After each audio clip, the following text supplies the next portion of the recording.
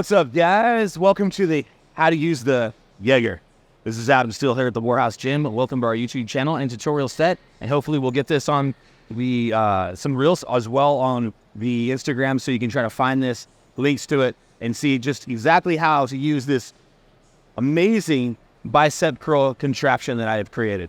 So this is a multi-directional, fully pro and supination unilateral bicep curl independent of each other. And so not only is it cable drawn for consistent range of motion, it also pivots the weight plate out so you have absolutely no loss of force through the entire range of motion, whether taking off from the bottom or starting at or finishing at the top of the points of range. So let me show you how you can set up on this. It's very fun. You kind of have this kind of like double front crab bicep stance here that you can get into.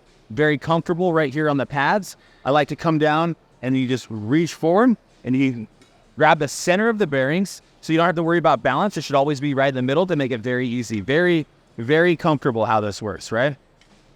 I put my foot forward, kind of give myself nice little stability, especially when I start to load plates and add some good resistance. Now, one way you can do is very conventional. Come in and you can come up, full supination right here. Standard bicep curl. Very good right here. Super smooth. Hands gripping right in the center of the grip of the bearings so I can control full spin. So then if I want to, I can come down for more of a conventional started hammer, long head, and spin all the way up into my ears with my pinkies so I can get that full supination twist and contraction. Really nice right here. Then, if you would like, you can also open up and go wide and get a full rotation, external rotation for a bit more pinch at the top head of the bicep, right there. And I just kind of lean back into it. They'll get a full stretch, the bottom of the range, and rotate. And then also, you come in, and you can stand side to side, very comfortable. I just place my hand up for stability, and you can do full hammer curls right down the middle. Really fun. You can bring them to the inside, rotate, external rotate, bring them to the outside. Very smooth.